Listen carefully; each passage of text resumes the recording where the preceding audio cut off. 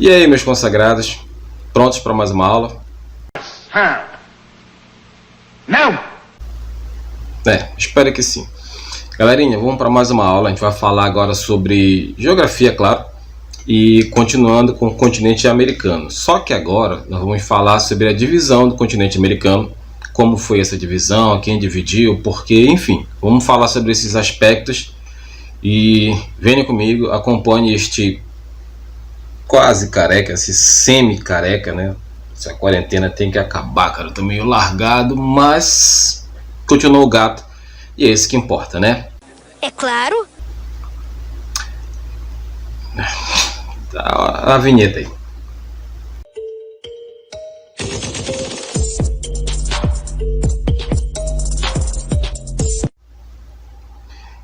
Então, galerinha, o nosso assunto hoje é a regionalização do continente americano, tá? Boiola. Meus consagrados, esse ursinho surgiu aqui porque eu tô gravando dos estúdios do quarto das minhas pirralhinhas. Então, ignorem esse meu momento de loucura. Cala a boca! Galera, a gente vai falar sobre essa regionalização. E essa regionalização basicamente é dividida em dois tipos, tá? Dois critérios, na verdade. Então, o primeiro critério vai ser aquele que vai levar em consideração mais o aspecto geográfico, tá? Que vai dividir o continente americano em 3 subcontinentes, né? América do Norte, América Central e América do Sul. E uma outra divisão que vai levar em consideração mais os critérios históricos, tá? Culturais, sociais, até econômicos, por que não dizer, né?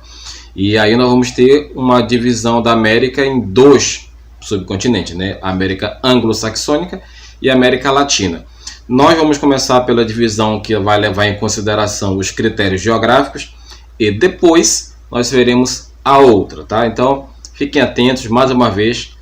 Se não entendeu, pergunte lá no grupo, pergunte no PV, pergunte de alguma forma, mande um sinal de fumaça, me ligue, me manda um torpedo, me manda qualquer coisa, mas não fique com a dúvida na sua cabeça, tá? Não deixe aquela pequena dúvida ali, sabe? Não, tá? Não entendeu? Pergunta, beleza? Ué.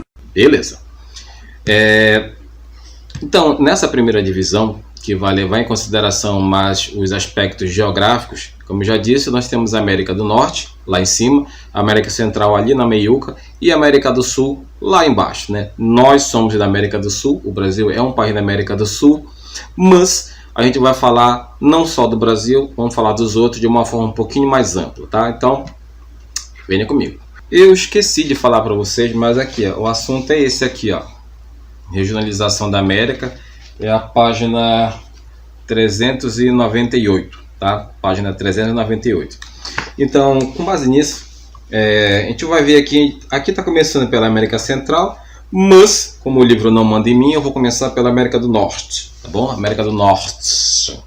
É bicha. Jamais. Olha só. A América do Norte, né? Essa parte, na verdade, que a gente vai ver, ela vai ser bem mais rapidinha, porque quando nós falamos sobre clima, relevo, hidrografia, essas coisas, lá algumas aulas atrás, a gente já abordou essa questão mais dos aspectos geográficos, aspectos físicos. Então ela vai ser mais rápida, tá? Dito isso, a América do Norte é aquele subcontinente que fica mais na parte acima, né? É o menor deles em quantidade de países, porém é um subcontinente muito grande, porque tem ali 2 países que estão entre os 5 maiores do mundo, né? O Canadá é o segundo e os Estados Unidos é o terceiro, tá? Ou é o quarto? Eu sempre confundo China e Estados Unidos ali, mas enfim, nós temos ali 2 dos maiores países do mundo, tá? E o México é um país que é menor, mas também tem uma área considerável. Então, quando nós falamos de América do Norte, falamos apenas desses 3 países, tá? Canadá lá em cima, Estados Unidos no meio, o México mais ao sul.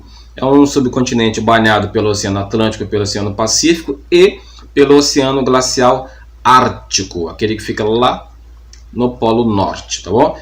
Descendo mais um pouquinho, nós temos a América Central. A América Central é um subcontinente que também tem uma subdivisão, né? tem a parte insular, ou a parte ali, que são as ilhas, né, que formam o Caribe, né? E a gente tem a parte istmica, tá? Que é aquela parte mais continental, aquela parte que fica ligada por terra à América do Norte em cima e a América do Sul embaixo, né? É uma área ali que é banhada também pelo Oceano Atlântico e pelo Oceano Pacífico, e ali no meio tem o famoso Mar do Caribe, né? Onde nós tivemos várias histórias de piratas, filmes, enfim. Inclusive, lembrando daquele nosso projeto, né? Se eu ficar rico com esse negócio de YouTube, eu espero que quando eu estiver lá nas Bahamas, tomando meu drink, certo? Eu lembre de cada um de vocês que está contribuindo. Portanto, não esqueça de deixar aquele like, compartilhar, de comentar, enfim, porque, cara, cada dólar que eu ganhar na costa de vocês vai ser muito bom. Pra mim, claro. Que viagem é essa, velho? A América do Sul é a que fica mais lá embaixo, né? Meu Deus. Ai, será que esse corona... Enfim, a América do Sul fica mais lá embaixo, tá? Fica embaixo. Embaixo. Fica na parte mais ao sul, tá? É um subcontinente também bem extenso no sentido norte-sul. Não tanto no sentido leste-oeste, mas no sentido norte-sul também, cara. A gente precisa entender que essa subdivisão ela foi criada porque, como o continente é muito extenso, o continente, no caso, a América toda é muito extensa no sentido norte-sul, as diferenças climáticas de vegetação, as diferenças físicas, naturais mesmo, elas são muito grandes, elas são muito contrastantes. Então, por uma questão de compreensão desse território, de melhor estudo, de melhor análise mesmo, foi feita essa divisão, tá? Mas, como nós já dissemos antes, por favor, galera, em nome de Zazá, tá? Pelo amor de Irineu, não confundam, tá? O continente é só América, essa é apenas uma subdivisão. A América do Norte não é um continente, é um subcontinente. O mesmo vale para a América Central e para a América do Sul, beleza? Tudo entendido? Vinícius? Bacana? Felipe? Tudo ok? Rubens?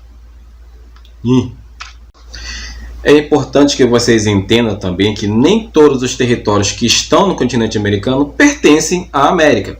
Por exemplo, aqui na América do Sul nós temos as Ilhas Falkland, que são territórios da Inglaterra. Nós temos a Groenlândia lá na América do Norte, que é um território que pertence à Dinamarca. Aqui mesmo na América do Sul também nós temos a Guiana Francesa, que é um território ultramarino que pertence à França. Tanto é que lá eles trabalham com euro, né? Eles não trabalham com uma moeda local. O euro é a moeda que circula na França, logo o euro também circula aqui na Guiana Francesa, tá? Então são territórios que, apesar de estarem aqui na América, não fazem parte, não pertencem a nenhum país americano. São territórios ultramarinos de alguns dos países europeus, como eu falei, França, Inglaterra e Dinamarca. Portanto, como vocês podem olhar nesse mapazinho que nós colocamos aqui, você tem aqui, ó, aqui no lado, ó, América do Norte, aqui em cima, meu dedo, cadê? Aqui em cima, América Central e América do Sul, e aqui, tá? Então, perceba essa divisão, ela é apenas por critérios geográficos, tá? Agora nós vamos ver a outra divisão, aquela que leva em consideração os critérios sociais, culturais, históricos, enfim, tá? Portanto, a América Anglo-Saxônica é composta por apenas 2 países, Canadá e Estados Unidos. Não por acaso são os únicos países de todo o continente americano que tem um alto grau de desenvolvimento, a gente já vai ver por quê. E a América Latina é composta pelo México, que fica na América do Norte, e por todos os países da América Central e da América do Sul, tá? Então, a América Anglo-Saxônica tem esse nome porque, prioritariamente, ela foi colonizada por países de língua inglesa, né? Basicamente a Inglaterra e uma parte do Canadá por franceses. Enquanto que os países da América Latina recebem esse nome porque a colonização desses países, via de regra, foi feita por países que têm como, digamos, língua nativa, né, o latim, né, que surgiu após a queda do Império Romano. Beleza, então nós estamos falando de uma colonização feita majoritariamente por espanhóis e portugueses, apesar de nós termos também aqui na América Latina países que foram colonizados por ingleses, por holandeses, enfim, por franceses, e mesmo assim o que a gente tem que levar em consideração é o seguinte: não é que um país vai ser, digamos, da América Latina ou da América anglo-saxônica por quem o colonizou, né? Não é porque foi colonizado por ingleses que vai ser isso, ou por espanhóis vai ser isso. Não. O importante não é quem colonizou, e sim como colonizou. Então, os Estados Unidos, o Canadá, são países que são desenvolvidos economicamente, né? Porque eles foram, desde seu início, digamos assim, eles tiveram um modelo de colonização obedecendo ali o que a gente chama de colonização de povoamento, tá? Então, os Estados Unidos e o Canadá se tornaram colônias de povoamento, tá? Enquanto que os outros países, o restante dos países do continente americano, todos foram colônias de exploração. Então, não fica muito difícil entender por que esses países se desenvolveram enquanto que os outros eram apenas explorados, né? Tá? E a gente vai ver com mais calma agora como essas diferenças foram crescendo, foram se acentuando ao longo dos séculos, até chegar nesse cenário que nós temos hoje, onde esses dois países estão muito, mas muito à frente mesmo dos outros, enquanto nós... A vontade de rir é grande, mas a de chorar é maior. Pois é, né? A gente tá meio mal, por assim dizer, né? Mas a gente vai ver agora por que isso aconteceu, como. Então, fique atento e vem comigo. Eu fico assim, mano, se tu for pensar, é muito louco, cara, porque tanto a América Latina quanto a América anglo-saxônica foram colonizados por países europeus. Em ambos os casos vieram europeus para cá para ocupar essas colônias e para, de repente, tentar a vida. Só que a qualidade do caráter, digamos assim, das pessoas que vieram para ambas as Américas, né, é gritante.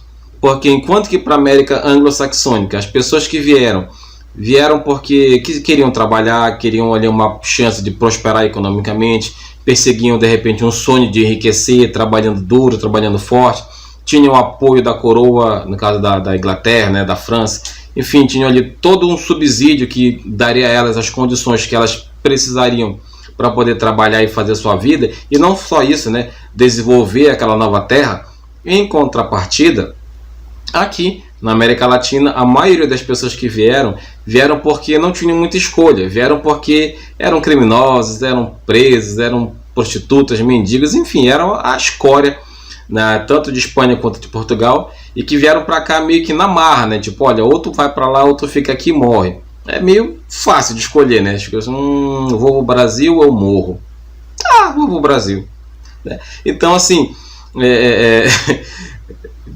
não quer dizer que só isso seja motivo para explicar a diferença entre esses dois subcontinentes, né? Entre a América Latina e a América anglo-saxônica. Mas é mais um ingrediente ali, né, nesse imenso caldeirão que fez essas duas receitas tão diferentes uma das outras. Então, enquanto que a população da América anglo-saxônica tinha ali alguns favorecimentos, porque, entendo, até a questão da comercialização, o que eles plantavam, o que eles criavam lá, eles tinham liberdade para vender tanto para a Europa quanto ali entre eles. Ou seja, você começava a ter ali o início de uma relação comercial que iria fazer com que todo o continente começasse a crescer, né? Tanto nos Estados Unidos quanto no Canadá. Já na América Latina, o que era produzido primeiro com mão de obra escrava, né? O que já não faz com que gere tanto dinheiro dentro da própria da terra, né? Dentro da América Latina, e tudo que era produzido era levado para a Europa. Não é que os europeus compravam daqui, não é que Portugal comprava do Brasil, não é que a Espanha comprava dos demais países da América Latina. Eles simplesmente levavam. Eles simplesmente chegavam assim, tá bom, me dá, que eu quero, é meu. E acabou, sabe? E acabou. E a gente ficava aqui pensando... Meu Deus, o que foi que eu fiz com minha vida, Jesus? Mas nem um real? Nada, cara, não vinha nada. Então, esse é mais um ingrediente que vai fazendo com que, a partir daí, a diferença entre a América Latina e a América anglo-saxônica comece a crescer, até o ponto que nós temos hoje, né? Dois países, duas potências mundiais, enquanto o resto é que vive ali em condições, no mínimo, precárias, né? Alguns até abaixo da linha da pobreza, com milhões de pessoas passando fome, tá?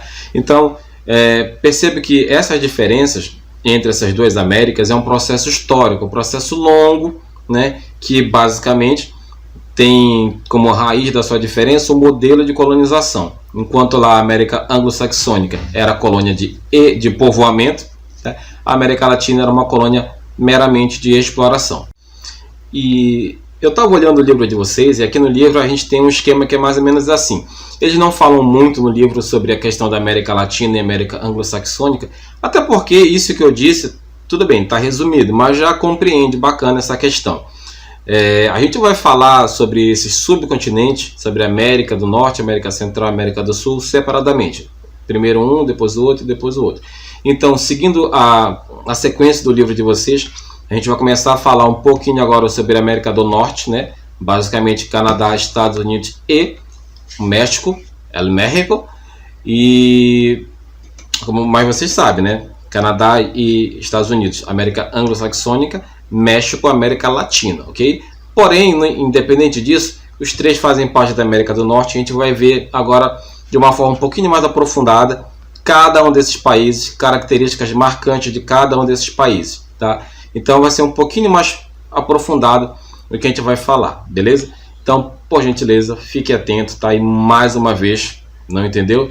Pergunta, cabra, não fica quieto aí no teu canto, pergunta, porque aí é aquele papo, né? Me ajuda a te ajudar, ok? Então, vamos lá.